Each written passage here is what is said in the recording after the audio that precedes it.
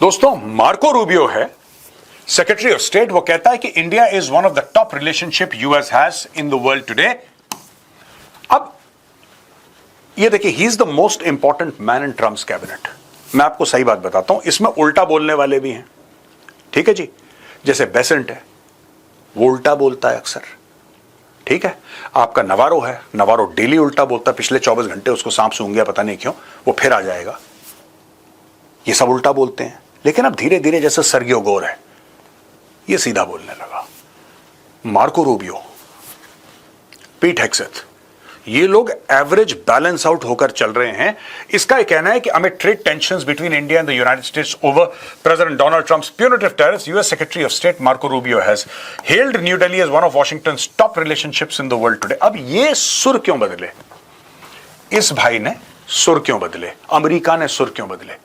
दोस्तों, ऐसा होता है ना कि ट्रंप ने कर दिया जो ट्रंप ने करना था, और ट्रंप को उसका वो असर या वो रिजल्ट नहीं मिला जो ट्रंप चाहता था। ट्रंप को ऐसा लग रहा था कि जब वो 25% टैरिफ लगाएगा तो दिल्ली ऐसे हिलेगी, जब वो 50% टैरिफ लगाएगा तो पूरा भारत ऐसे। अब भारत तो हिला नहीं, और भारत ने जवाब भी नहीं दिया। भारत ने बोला कि देखो, आपने लगाया है, हम समझते हैं कि यह गलत है और आपको नहीं लगाना चाहिए। ट्रंप को लग रहा था कि जहाज पकड़ के मोदी जी पहुंच जाएंगे वॉशिंगटन में, दरवाजा खटखटाएंगे, डोनाल्ड ट्रंप मेरे दोस्त कहां है तू, दरवाजा खोल, भाई तूने क्या कर दिया, छोड़, ऐसा मत कर, मैं तेरा भाई हूं, बता क्या चाहिए तुझे, हम सब देन दिलान के खत्म। ऐसा कुछ हुआ नहीं।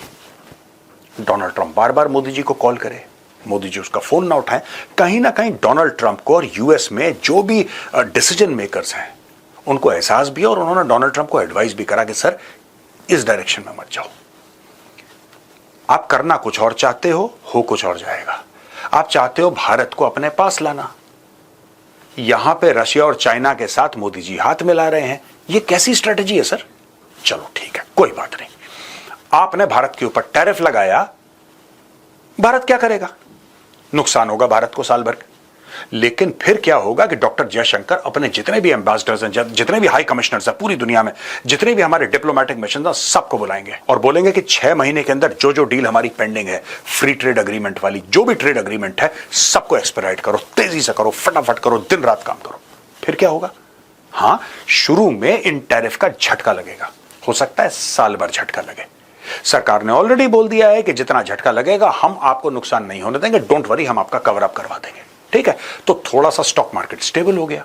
अब हुआ ये कि आपने यूके से डील साइन कर ली, अब ईयू आ रहा है भारत। ईयू के लोग कह रहे हैं कि साहब, हमें भी भारत के साथ डील साइन करनी है। वहां पे ऑलरेडी 4 यूरोपियन कंट्रीज के साथ आपकी डील हो गई है, जो कि आई थिंक 1 अक्टूबर को किक ऑफ हो रही है। आपके और देशों से डील साइन हो रही है, मिडिल ईस्ट के देशों से। ओ भाई, मार्केट खुल रहा है, सिर्फ अमेरिका मार्केट नहीं है। तो किसी ना किसी ने तो ट्रंप को बताया है, और फिर ट्रंप ने बोला कि ठीक है, हम एक काम करते हैं, बैलेंसिंग एक्ट करते हैं। एक काम करो नवारो, तुम और बेसेंट, तुम लोग चींची पूपू करते रहो, तुम लोग हल्ला करते रहो। अरे, यूक्रेन में ब्लड मनी इंडिया ने कमा ली है, और इंडिया बहुत बुरा है, और इंडिया ने फलाना, मोदी ने फलाना, तुम ये बोलते रहना।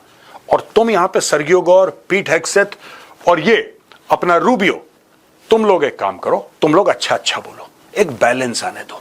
एक तरफा हो रहा है, बैलेंस आने दो। और वहां पे सबसे बड़ी बात, डोनाल्ड ट्रंप खुद अच्छी अच्छी बातें कर रहा है। यानी कि इनको समझ में आ गया 3-4 हफ्ते के अंदर कि बॉस, मैटर बहुत ज्यादा खराब होने लगा था, इसको संभालने की आवश्यकता है। US will sort out India deal after it stops buying Russia oil, top US officials. अब ये हावर्ड लटनिक है, कॉमर्स सेक्रेटरी, ये कहता है कि India basically has to open its market and stop buying Russian oil. अब ये देखिए ना, पीट हेग्सेथ का कुछ और कमेंट है, मार्को रूबियो का कुछ और कमेंट है, सर्गियो गोर का कुछ और कमेंट है। ये पुराना गाना गा रहा है बंदा। हावर्ड लटनिक जो कॉमर्स सेक्रेटरी है, वो कह रहा है कि India basically has to open its market and stop buying Russian oil. He asserted that before the war 1% of their oil came from Russia, and now because the US has sanctioned it, the quantity has increased to 40%.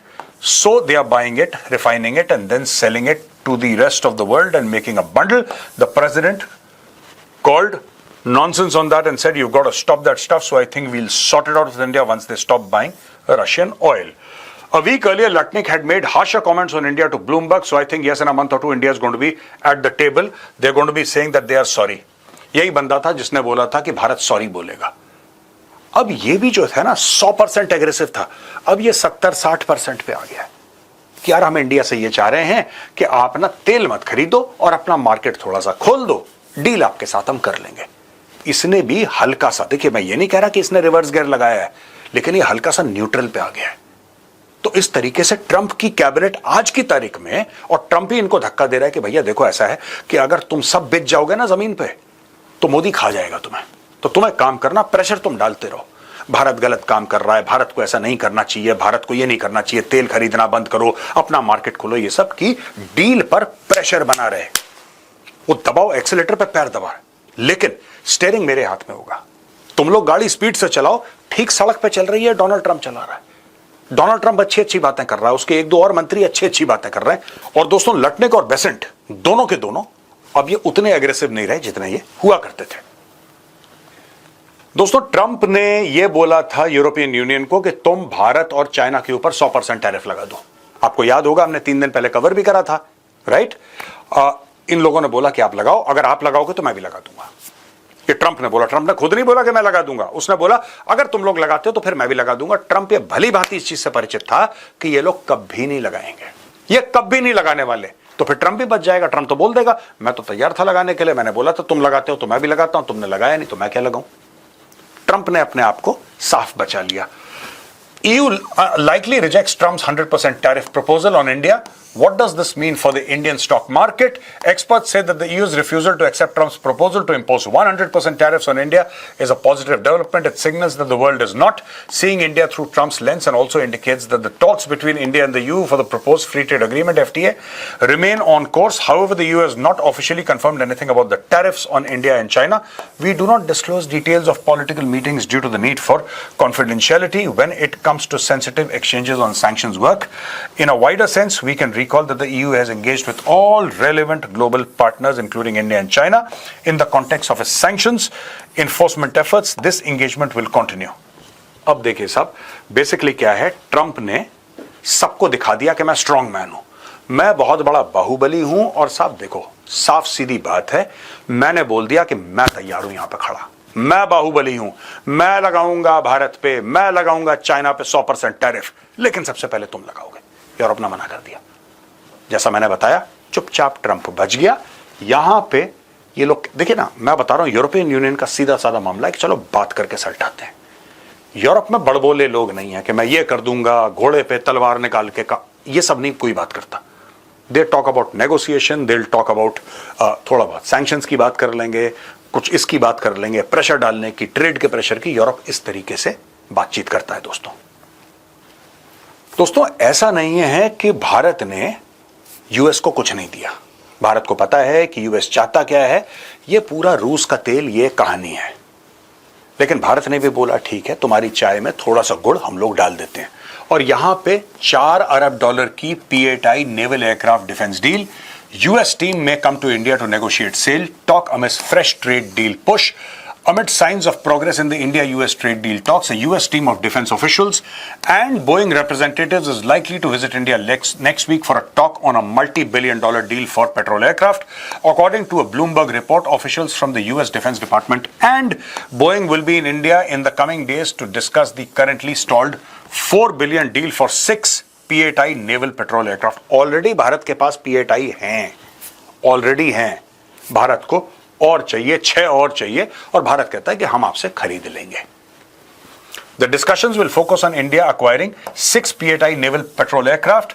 Although the procurement was approved in 2019, previously India acquired 8 P-8Is through a $2.2 billion agreement in 2009, followed by 4 additional aircraft.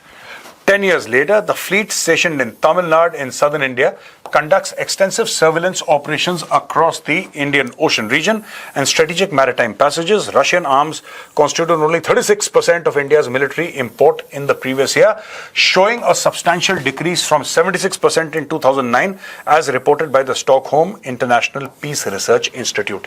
दोस्तों एक जमाना था 2009 तक जब 76% हम जो weapons import करते थे वो रशिया से करते थे, 76%। आज की तारीख में वो जो परसेंटेज है वो सिर्फ 36% रह गया है। आपको पता है जो पूरे रफेल आए वो फ्रांस से आए, फिर कई सारे हमारे वेपन्स और कई सारे प्लेटफॉर्म्स हमारे इजराइल से आए और अलग अलग मुख्तलिफ देशों से आए। तो भारत ने जो अपनी, अच्छा ऐसी बात नहीं है कि इंडिया ने रशिया से लेना बिल्कुल बंद कर दिया, नहीं। S-400 कहां के हैं? रशिया के हैं। AK-203 जो अमेठी में बन रही है वो कहां की है? रशिया की है। तो ऐसी बात नहीं कि रशिया के लिए दरवाजे बंद करती है। It is just that Bharat ने बोला कि हम किसी एक देश के ऊपर 100% डिपेंड नहीं कर सकते। हां, Russia will be our main supplier, लेकिन हम और देशों से भी खरीदेंगे। अमेरिका से भी बहुत कुछ खरीदा। देखिए, चिनूक हेलीकॉप्टर हमने कहां से लिया? अमेरिका से, ठीक है। Chinook helicopters. M777 जो आर्टिलरी गन है वो कहां से ली? अमेरिका से। अपाची जो हेलीकॉप्टर्स थे वो, हमारे बड़े बड़े ट्रांसपोर्ट एयरक्राफ्ट कहां से लिया? अभी हम इसकी बात कर रहे हैं, पोसाइडन की, ये कहां से? ये तो अमेरिका से। तो अमेरिका से भी हम बहुत कुछ ले रहे हैं दोस्तों। और simultaneously India has strengthened its defense relationship with the US, securing agreements valued at approximately $20 billion since 2018, as documented by the US Congressional Research Service. In October, India approved the purchase of 31 long-range drones worth over $3 billion from the American defense manufacturer General Atomics. This is actually close to $4 billion. ये जो Predator drones हैं। तो दोस्तों ये सब India ले रहा है अमेरिका से, ये सब कुछ ले रहा है और अमेरिका खुश है माल बेच के। आप ये डील थ्रू करवाइए, फिर आप देखिए अमेरिका के और सुर बदलेंगे और भारत को चाहिए भी। ऐसी बात नहीं कि भारत अमेरिका को खुश करने के लिए कर रहा है, लेकिन हां, भारत को ये चाहिए, अमेरिका बेचता है। Very good.